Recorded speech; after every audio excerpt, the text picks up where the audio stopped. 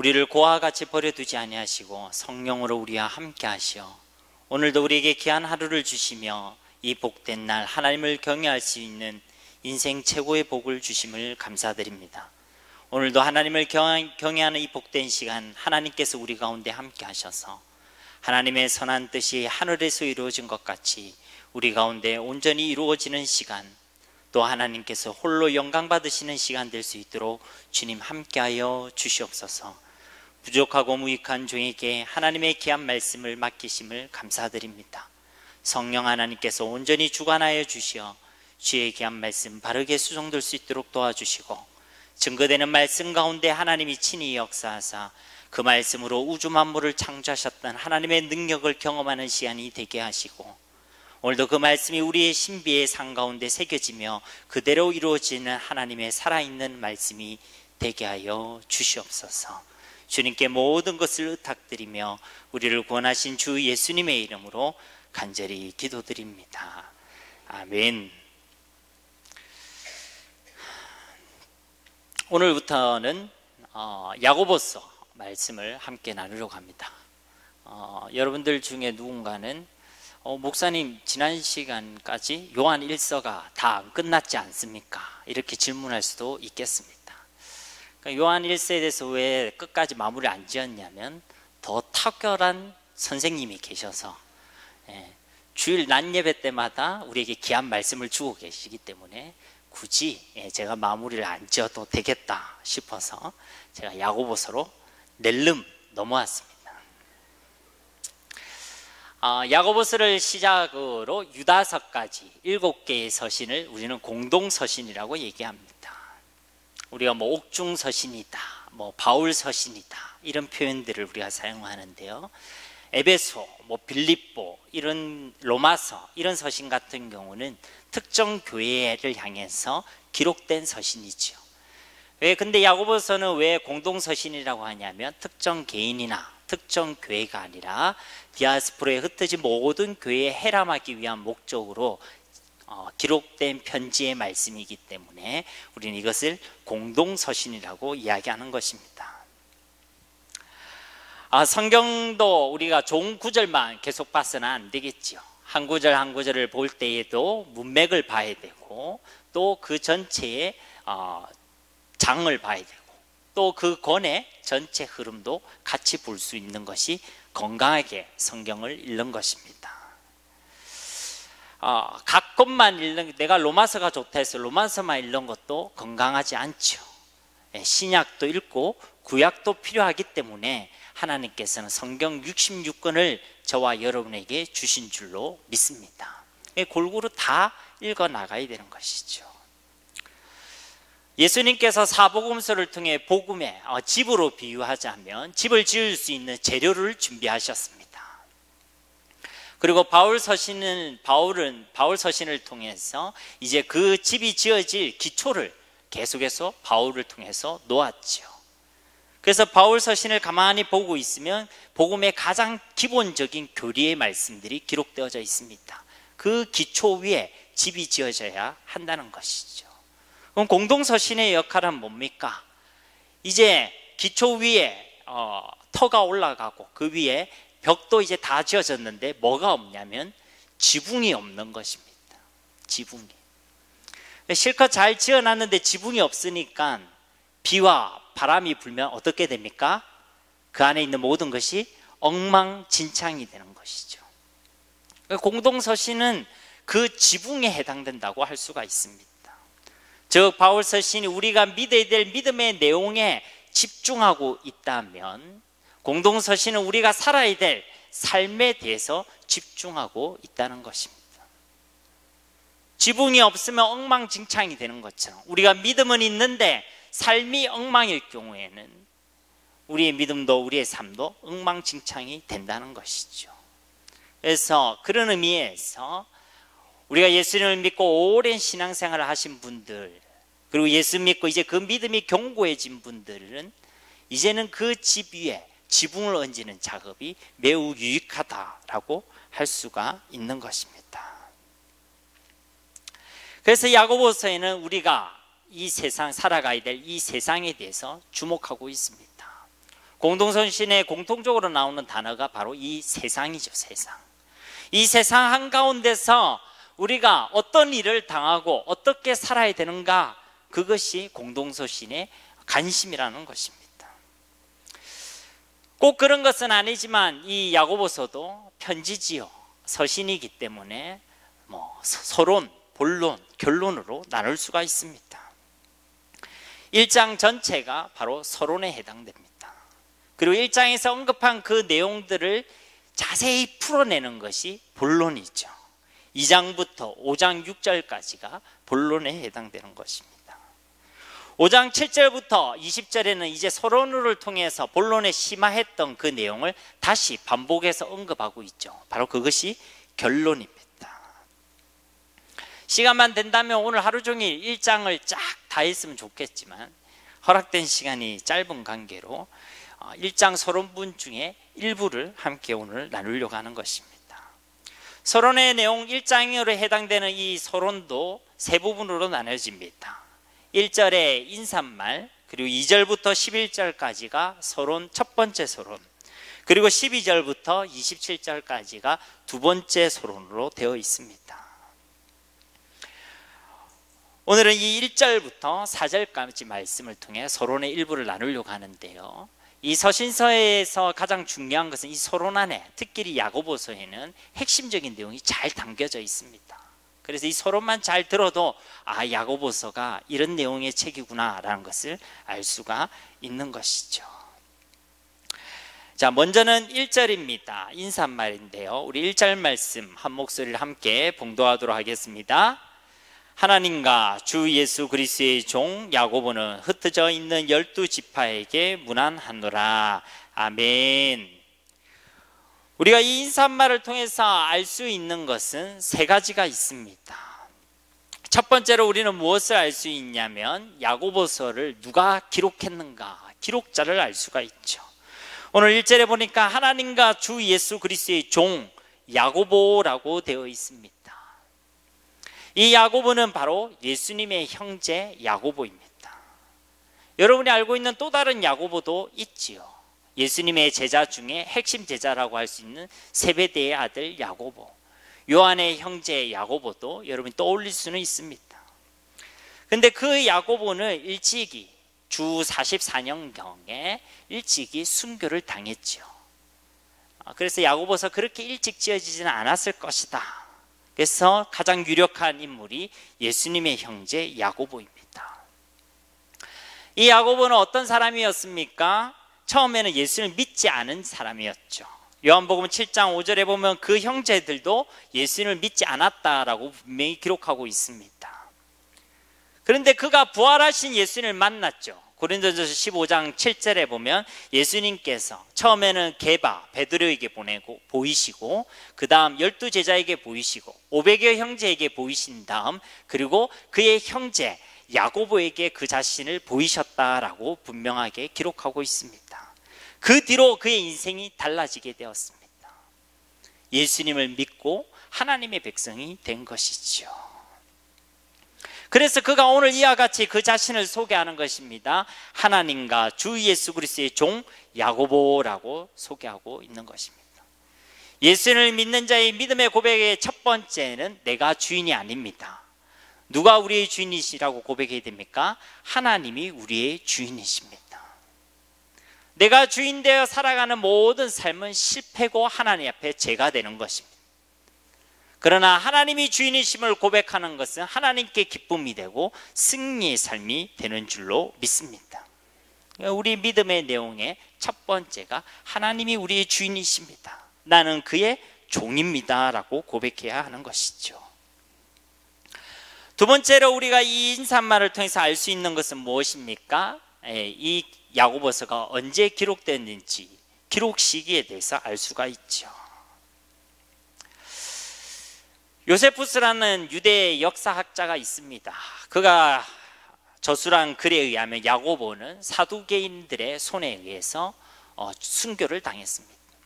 당시 사두개인들은 잘 나가는 사람들이었습니다. 권력, 사회적으로나 정치적으로나 경제적으로나 힘을 가진 사람들이었죠. 그들에 의해서 그들의 대사장인 안나스 2세에 의해서 약 AD 62년경에 순교를 당했습니다. 우리가 알 수 있는 건 뭡니까? 62년 전에 이 야고보서가 기록되어졌다. 보통 학자들은 AD 50년 전후에 기록되어졌다라고 생각하고 있습니다. 세 번째로 알 수 있는 것은 무엇입니까? 이 편지가 누구에게 전달되는지 그 수신자들에 대해서 알 수가 있습니다. 그 수신자를 오늘 1절에는 이렇게 표현하고 있습니다. 흩어져 있는 12지파라고 이야기하고 있습니다. 흩어져 있는 12지파란 사람이 어떤 사람입니까? 오늘 1장에 이어지는 2절에서는 야고보가 그들을 향해 지칭할 때 내 형제들아 라고 이야기합니다. 이 형제들이라는 헬라어의 단어를 언제 제가 말씀드린 적이 있는데 한 자궁에서 나왔다는 것입니다. 한 자궁으로부터 나온 혈육, 한 어머니부터 나온 혈육을 이야기할 때에 형제들이라고 얘기하는 것입니다. 누구로부터 났다는 것입니까? 오늘 본문은 아니지만 야고보서 2장 1절에 보면 이 형제들에 대한 설명이 나옵니다. 2장 1절 바로 옆에 있으니까 우리 함께 봉독하겠습니다. 내 형제들아, 영광의 주 고 우리 주 예수 그리스도에 대한 믿음을 너희가 가졌으니 사람을 차별하여 대하지 말라. 뭐라고 이야기합니까? 영광의 주 고 우리 주 예수 그리스도에 대한 믿음을 받은 자들, 하나님으로부터 믿음을 선물로 받은 자들이 바로 형제들, 그리고 오늘 1절에 표현하고 있는 흩어져 있는 12지파라는 것입니다. 저와 여러분은 하나님으로부터 예수 그리스도를 믿는 믿음을 선물로 받은 줄로 믿습니다. 우리가 믿은 것이 아니라 하나님께서 우리로 하여금 믿게 하신 것입니다. 우리는 정말로 쓸모없고 쓸데없고 늘 죄를 생각하고 죄를 먹고 마시는 악한 존재들이지만 하나님께서는 우리를 사랑하시어서 우리를 기억하시고 불러주시어서 하나님의 백성이 되게 하신 것입니다. 바로 그들에게 이 말씀을 증거하고 있는 것입니다. 왜 흩어져 있다라고 표현하고 있습니까? 첫째로 생각할 수 있는 것은 이들이 지리적으로 흩어져 있다. 그 당시에 예수 그리스도를 믿는 복음과 그 믿음에 대해서 핍박과 환란이 있었기 때문에 그들은 흩어질 수밖에 없었습니다. 그래서 그 지역에, 소아시아 각 지역에 그들은 지리적으로 흩어져 있었던 것이죠. 두 번째로 우리가 이 흩어져 있다는 것은 종말론적으로 이해할 수가 있습니다. 당시에 흩어졌다라는 이 표현은 이스라엘이라는 그 단어와 함께 사용될 때에 포로기에 있었던 이스라엘 백성들을 묘사하는 표현이었습니다. 포로로 잡혀갔던 그들을 이야기할 때에 흩어진 이스라엘이다라고 표현했다는 것입니다. 하나님께서는 포로로 흩어졌던 그들을 한데 모으셨지요.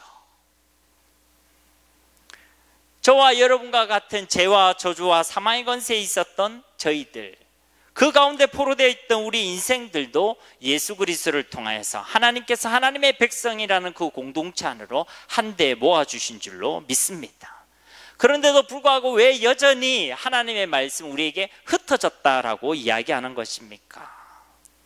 그것은 바로 다시 우리를 최종적으로 다시 불러 모으시는 그 예수 그리스도의 종말론적인 사역이 아직도 남아있다라는 것입니다. 하나님께서 우리를 하나님의 백성, 하나님의 나라의 백성으로 우리를 불러주셨지만 여전히 우리는 어디에서 살아가고 있습니까? 세상 한복판에서 살아가고 있는 것입니다. 언제건 하나님 예수 그리스도께서 다시 오셔서 하나님의 나라를 세우시고 하나님의 나라를 우리를 한데 다 불러 모으시겠죠. 그 전까지는 우리는 어디에 흩어져 있습니까? 세상 한복판에 각자 흩어져 있는 것입니다. 그 세상 한복판에서 우리가 어떤 삶의 열매를 맺어야 되는가, 이것이 야고보서가 우리에게 주시고자 하는 말씀인 것입니다. 우리가 어떤 삶을 살아야 되는 것인가에 대해서 고민을 하면서 오늘 본문 말씀을 보니까 2절 말씀 우리 함께 봉독하도록 하겠습니다. 내 형제들아, 너희가 여러 가지 시험을 당하거든 온전히 기쁘게 여기라. 아멘. 서론이 중요하다는 말씀을 드렸죠. 그 서론에서 첫 번째 등장하는 핵심 단어가 바로 시험입니다. 즉 세상이 주는 시험, 흩어진 하나님의 교회들에게 주어지는 시험이 이 야고보서에 있어서는 매우 중요한 관심인 것입니다. 당시 야고보서의 수신자들이라 불리는 흩어진 교회들, 그들은 여러 가지 시험을 당하고 있었습니다. 이 시험이 의미하는 것은 우리가 알고 있는 테스트, 시험 치는 거 있죠. 그 시험, 그리고 시련, 단련하다, 그런 의미에서 시련, 그리고 유혹이라는 의미를 함께 가지고 있습니다. 즉 흩어진 교회들은 이러한 시험과 이러한 테스트와 그리고 이러한 단련과 그리고 강력한 유혹 모두를 당하고 있었던 것입니다. 여러분, 야고보가 아까 전에 누구를 통해서 순교당했다 했습니까? 사두개파, 제사장들에 의해서 순교를 당했죠. 그 야고보서의 수신자가 되는, 이 편지의 수신자가 되는 그들 역시도 이 사두개인들과 서로 대립관계에 있었습니다. 근데 사두개인들은 어떤 사람이었습니까? 정치적으로나 경제적으로나 사회적으로나 막강한 힘을 가진 사람들이었습니다. 그들은 다 지주 계급들이었어요. 강대한 땅을 가지고 있었고 그 땅을 통해서 막강한 힘을 발휘하던 사람들이었습니다. 반대로 이와 대립각에 있던 이 공동체, 흩어진 교회라 불리는 이 공동체는 어떤 상황이었습니까? 반대로 사회적으로나 경제적으로나 굉장히 힘든 사람들, 가난한 사람들, 전부는 아니지만 가난한 사람들, 그리고 여러 가지 억울한 일을 당하고 핍박과 환난 가운데 놓여진 자들이 바로 이 수신자들이었던 것입니다. 여러분, 없는 가운데 있으면 뭐가 이렇게 생각이 납니까? 식은 밥을 먹어보셨죠? 그럼 뭐가 생각이 납니까? 따뜻한 밥이 생각이 나죠. 제가 어릴 때 어머니께서 밥을 남기면 야, 이 쌀밥이 얼마나 예전에 귀했던 건 줄 아냐 하는데 저한테 아무리 그렇게 얘기를 해도 저는 잘 모릅니다. 흔한 게 쌀밥이니까. 요즘은 뭐가 귀합니까? 잡곡밥이 훨씬 더 귀합니다. 보리밥도 사 먹어야 돼요. 그러니 다른 거죠. 그러니까 잡곡을 먹던 사람은 쌀밥을 먹고 싶고, 찬밥을 먹고 싶은 사람은 따뜻한 밥을 먹고 싶고, 늘 뼈만 핥고 있는 사람은 이제 고기도 좀 뜯어 먹고 싶고, 그런 거 아니겠습니까? 이 사두개인들과 대립각에 놓여져 있던 이 이스라엘 백성들, 이 흩어진 교회들은 어떤 마음이 들었겠습니까? 그들이 불안한 삶 가운데 좀 더 안정적인 삶, 좀 더 갖추는 삶, 좀 더 부유한 삶, 좀 더 풍부한 삶, 조금 더 편리한 삶, 그런 삶을 동경하게 되겠죠.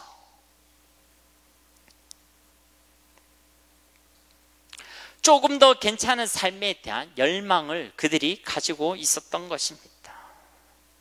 보다 안전하고 보다 풍요로운 삶에 대한 유혹에 그들이 흔들리고 있었던 것입니다. 물론 그 당시에는 종말에 대한 기대가 있었어요. 예수님이 금방 오실 것이다. 그래서 사실은 그런 것들을 안 봤죠. 내가 좀 없고 핍박당해도 괜찮았어요. 왜냐하면 예수님 곧 오실 거니까. 그런데 그 기다려 곧 오실 것 같은 예수님이 곧 왔습니까? 2000년이 지난 지금도 안 오셨잖아요. 그래 그들이 이제는 조금 더 그 종말에 대해서 희미해지기 시작했던 것입니다. 지금 예수님 오시는 그 종말보다는 당장 우리가 살아내야 될 이 현실이 그들에게 더 크게 느껴졌던 거예요. 언제 올지 모를 그 하나님의 나라를 보다는 지금 당장 내 눈앞에 있는 이 세상이 그들에게 더 크게 보여졌다는 것입니다. 여러분에게 제가 한번 묻겠습니다. 우리가 더 풍요로운 삶을 열망하는 것이 나쁜 겁니까? 좀 더 괜찮은 삶을 소망하는 것이 나쁜 것입니까? 아니죠. 그거 나쁜 거 아닙니다. 야고보서의 수신자들 중에도 부유한 사람들이 있었습니다. 야고보서 1장 10절에 보면 부유한 사람들이 있었다 되어 있습니다. 야고보서 4장 13절 17절에 보면 여행을 다니면서 멀리 장사하는 사람들, 사업가들도 등장합니다. 그리고 야고보서가 지금 이야기하고자 하는 건 부유함이 나쁘다, 가난함이 옳다, 이런 것이 아닙니다. 부와 가난, 그에서 첨예하게 오는 그 세상의 그 문제들 속에서 그 세상의 유혹 가운데서도 더럽혀지지 않는 정결한 경건, 그것이 바로 야고보서의 관심인 것입니다. 당시 흩어진 교회들의 문제는 무엇이었냐면 단순한 가난의 문제가 아니었습니다. 현실적으로 물론 가난하지요.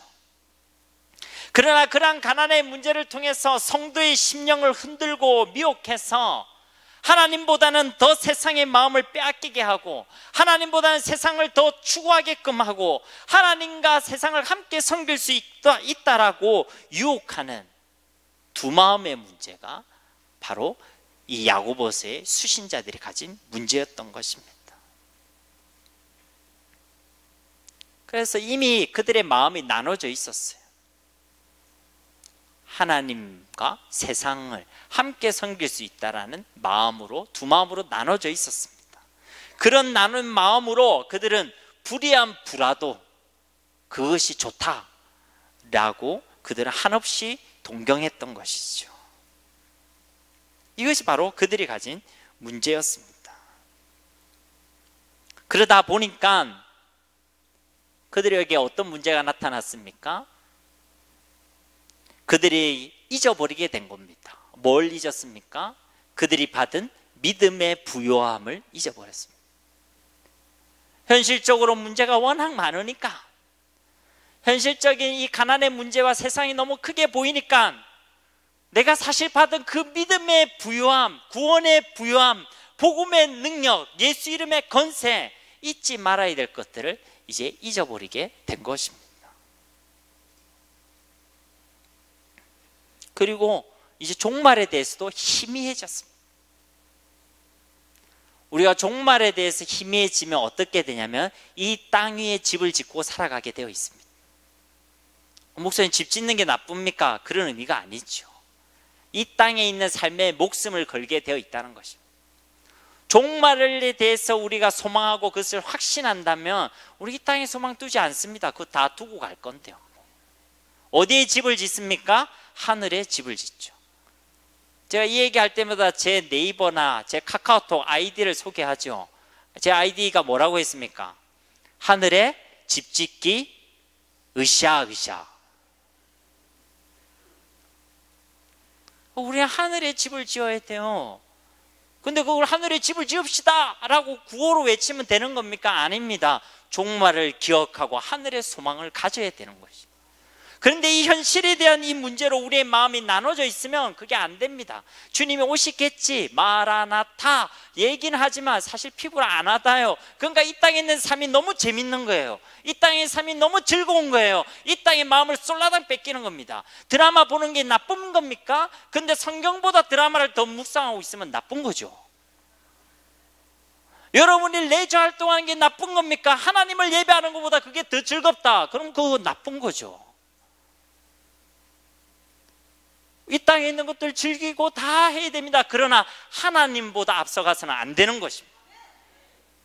그런데 이 현실이 크게 보이는 거예요.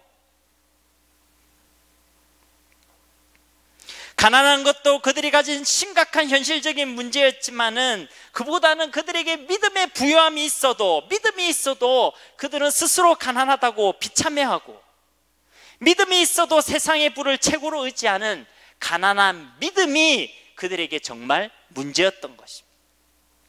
여러분, 가난한 삶은 아무런 문제가 아닙니다.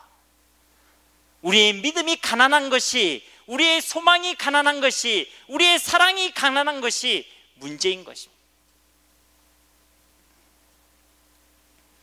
여러분, 이 땅을 살아가는 동안 그런 문제들, 그런 시험과 유혹이 얼마나 많은지 모릅니다. 그래 얘기하잖아요.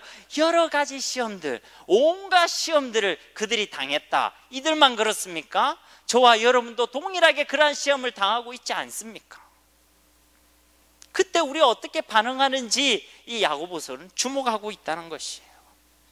오늘 2절 편에 보니까 이 시험을 만났다, 이 시험을 치루었다, 이 시험을 찾아갔다가 아니라 이 시험을 당했다라고 얘기합니다. 여러분, 이 당했다라는 이 표현은 두 가지 의미를 가지고 있어요. 하나는 내가 예기치도 않았는데 갑자기 들이닥친다는 것이죠. 여러분, 모든 문제라는 것은 갑자기 옵니다. 문제가 여러분한테 나 문제인데 갈 거야 하고 오는 문제는 없습니다. 그럼 준비하죠. 내가 은혜 받고 집에 갔더니 남편이 나한테 빠락 긁는 소리를 할 거야 라는 걸 알려주면 마음의 준비를 하겠죠. 제 인간 소리를 안 듣게 해주세요. 한쪽 귀로 듣고 한쪽 귀로 흘리게 해주세요. 내 자녀가, 네 자녀가 어제 이제 내일쯤 되면 넘어질 거야, 내일쯤 되면 네 화나게 할 거야 알려주면 다 준비하겠죠. 그러나 모든 문제는 갑자기 오는 겁니다. 내가 예기치 않을 때 오는 것입니다. 그리고 이 당했다라는 이 표현을 자세히 보면 한 번으로 끝나는 게 아니에요. 반복적으로 오는 겁니다. 반복적으로. 마귀도 꽤 지혜가 있습니다. 그러니 여러분 약한 걸 잘 알아요. 우리가 뭐 어떻게 하면 넘어지는지를 잘 압니다. 제가 제에게서 계속 반복되는 죄에 빠질 때 제가 마귀한테 한 말이 있습니다. 하마터면 고백이라고 얘기할 뻔했어요. 뭐라 얘기했냐? 야, 니 진짜 똑똑하다. 어떻게 내가 이거에 약한 거 너 어떻게 이리 잘하냐? 야, 그래서 네가 귀신이구나. 귀신같이 하네. 여러분, 약한 건 계속 반복됩니다. 언제까지 반복되느냐? 그것을 믿음으로 이겨낼 때까지 반복되는 겁니다. 그 여러분한테 약점을 다 알려주잖아요. 마귀는 그런 면에서 띨빵한 겁니다. 왜냐? 하나님 그걸 통해 야, 네 그게 약한 거야. 그것만 돌이켜. 그것이 너한테 절대 없어지지 않는 너의 산단과 같은 거였어. 너에게 있는 아킬레스건과 같은 거였어. 그것만 해결되면 너에게 하나님께서 주시는 은혜와 복을 주겠다라고 말씀하는 거예요. 여러분, 그게 드러나 있으면 그거 감추면 안 돼요. 하나님 앞에 회개하고 돌이키고 믿음으로 이겨내야 될 줄로 믿습니다. 이런 시험을 당하거든 어떻게 해라고 되어 있습니까? 우리 2절 말씀 또 다시 한번 읽도록 하겠습니다. 내 형제들아, 너희가 여러 가지 시험을 당하거든 온전히 기쁘게 여기라. 아멘. 그러한 시험을 당할 때 온전히 기뻐하는 저와 여러분이 되어야 될 줄로 믿습니다.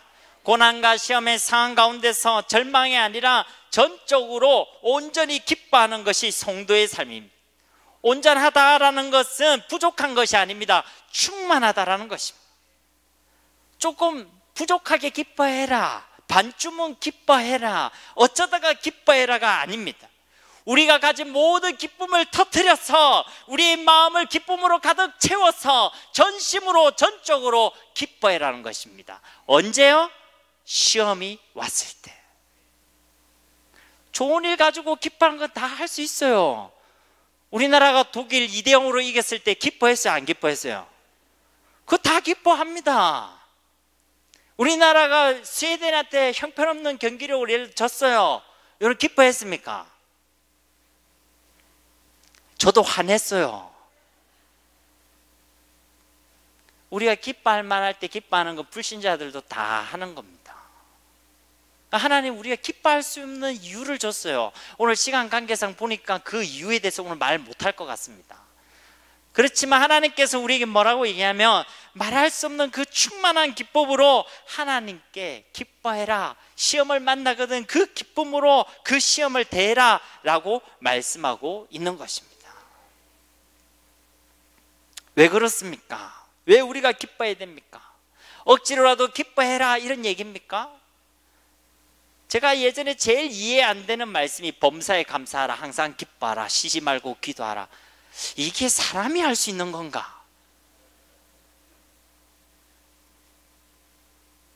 하나님 우리에게 그런 무리한 요구를 하시는 분이 아니세요. 억지로 기뻐하라는 것이 아니라 이유 있는 기쁨을 가지고 기뻐해라고 말씀하는 줄로 믿습니다. 그 이유가 뭐냐? 3절입니다. 3절 말씀 함께 봉독하도록 하겠습니다. 이는 너희 믿음의 시련이 인내를 만들어내는 줄 너희가 알미라. 아멘. 그 이유가 뭐냐? 이는 너희가 알기 때문이다 라고 얘기합니다. 무슨 말이냐면 너희가 이것을 알면 기뻐할 수 있다, 이런 얘기입니다. 다르게 얘기하면 한번 따라해 봅시다. 아는 것이 힘이다. 우리가 알면 기뻐할 수 있는 힘의 원천을 얻을 수 있는 것입니다. 그럼 뭘 알아야 됩니까? 시간 되는 데까지 살펴보겠습니다. 뭘 알아야 되느냐? 첫째, 오늘 2절, 3절 말씀에 보니까 너희 믿음이라고 얘기합니다. 이 너희 믿음이라는 건 뭐예요? 너희에게 믿음이 있다라는 것이죠. 우리가 뭘 알아야 됩니까? 아, 나에게 믿음이 있구나라는 것을 알면 우리가 기뻐할 수가 있는 것입니다. 이 믿음을 여러분 가볍게 여기지 마십시오. 이 믿음은 하나님께서 우리에게 주시는 선물입니다. 우리가 무엇을 믿습니까? 하나님의 말씀과 말씀이신 예수 그리스도를 믿는 것이 믿음인 줄 믿습니다. 예수 그리스도를 우리가 어떻게 믿습니까? 그분이 참 하나님이신 것과 참 사람이신데 죄가 없음을 믿습니다. 죄 없으신 그분이 왜 십자가에서 죽으셨습니까? 우리의 죄를 위하여 십자가에서 죽으셨습니다. 죄와 저주와 사망과 모든 사탄의 권세를 이기셨다는 증거로 그는 사흘 만에 부활하셨습니다. 부활하신 그는 성천하셔서 하늘 우편에서 우주 만물을 다스리고 계시고 우리를 고와 같이 버려두지 아니하시고 성령으로 함께 계시는 줄 믿습니다. 하나님이 우리와 함께 계시는 것입니다. 이러한 믿음을 하나님께서 우리에게 주셨음을 알아야 하는 것입니다. 이러한 믿음으로 우리가 하나님의 자녀가 되었고 하나님의 자녀의 권세를 가졌고 성령 하나님께서 우리와 함께 계심을 우리는 알아야 하는 것입니다. 그러면 알면 어떻게 한다? 기뻐할 수 있다. 이러한 믿음이 우리 가운데 있는 것을 우리가 정말로 안다면 우리는 기뻐할 수 있다. 두 번째로 무엇을 알아야 합니까? 믿음의 시련이라는 것을 알아야 합니다. 여러분, 이 시련이라는 것은 우리의 믿음이 진짜인지 가짜인지를 검증한다라는 얘기입니다.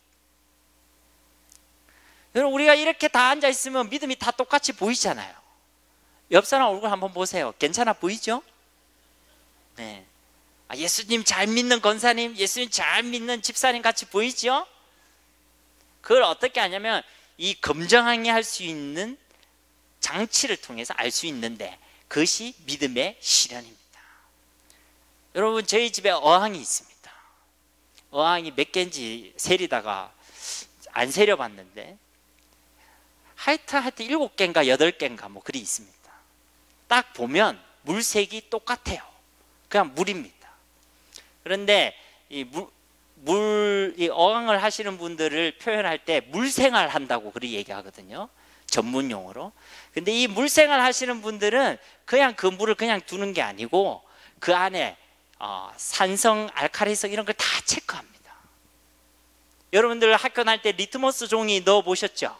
그러면 그 반응에 따라 산성과 알칼리성을 알 수 있죠. 그러니까 똑같은 물인데 물을 딱 퍼보면 그 씨약을 딱 넣잖아요. 넣으면 물색이 파란색이 되기도 하고 그리고 어떤 물색은 빨간색이 되기도 합니다. 뭘 넣었을 때? 씨약을 넣었을 때. 시련이 오기 전까지는 우리 믿음이 다 괜찮은 줄 압니다. 다른 사람도 그리 알고 있지만 더 문제는 자기도 그리 알고 있어요. 자기도 내가 믿음이 괜찮다라고 생각하는 거예요. 근데 언제 알 수 있죠? 시련이 오면, 어려움이 오면, 유혹이 오면 그때도 우리가 정말로 하나님을 향해 우리의 믿음을 바르게 고백하는지, 그때도 우리의 사랑이 나에게만 머물러 있지 않고 우리의 이웃과 영혼과 하나님의 나라에 우리의 사랑의 마음과 소망이 뻗쳐 있는지 그때서야 알 수가 있는 것이죠. 그래서 하나님 우리에게 믿음의 시련을 반드시 주시는 겁니다. 그렇기 때문에 우리는 어떻게 한다? 기뻐할 수가 있는 것이죠. 우리의 믿음의 정체를 알게 하시고 그 믿음의 연약함을 두고 기도하게 하시고 그 믿음의 시련을 통해서 하나님 우리를 어떻게 하신다? 나중에 4절에서 살펴보겠지만 우리를 온전하게 하시기 때문에 우리는 기뻐할 수가 있는 것입니다. 또 다른 이유들이 있지만 시간 관계상 다음에 또 말씀을 나누도록 하겠습니다. 말씀을 맺도록 하겠습니다. 우리는 하나님의 백성으로 하나님 나라의 건속으로 우리가 부름받았지만은 여전히 우리는 세상 한복판에서 살아가고 있습니다.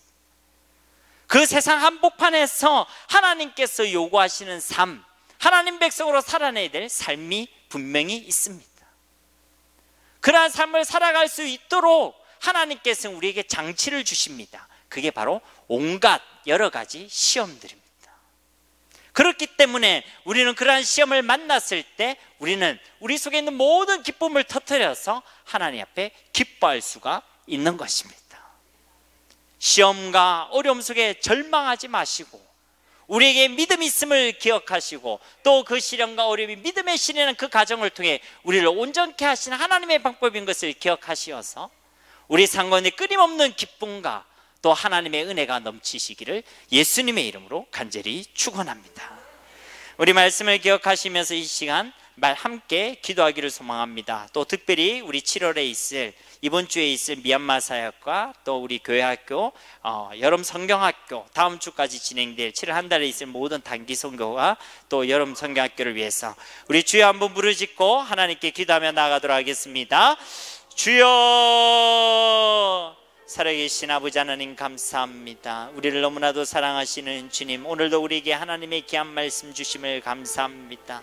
우리가 이 세상 한복판에서도 믿음의 고백을 할 수 있는 자들이 되기를 원합니다. 주님이 우리와 함께 하심으로 이 세상을 이기는 자들로 살아가기를 소원합니다. 우리가 원치 않는 시험들, 하나님 우리가 생각지도 못한 때에 갑자기 들이닥치는 어려움들이 있습니다. 하나님 그 속에서 우리가 절망하거나 당황하지 않기를 원합니다. 그 속에서도 우리를 세워가시고자 하시는, 우리를 온전케 하게 하시는 하나님의 크신 은혜가 있음을 기억하게 하옵소서. 그래서 우리가 도리어 말할 수 없는 기쁨으로 그 모든 시험 당함 속에서도 기뻐할 수 있는 자들이 되게 하옵소서. 세상 사람들 우리를 다 이해하지 못하겠지만은 하나님이 그것을 기뻐하시고 원하심을 믿습니다. 하나님, 우리가 하나님 안에서 참된 평강과 기쁨을 어느 때나 어떤 상황 가운데서 누릴 수 있도록 도와주시고 온갖 시험 가운데서도 하나님을 경외함을 끊임없이 할 수 있는 저희 모두가 되어지게 하여 주시옵소서. 오늘도 주신 말씀이 우리 삶 가운데 그대로 이루어질 줄 믿고 감사드리며 우리를 구원하신 주 예수님의 이름으로 간절히 기도드립니다. 아멘. 우리 찬송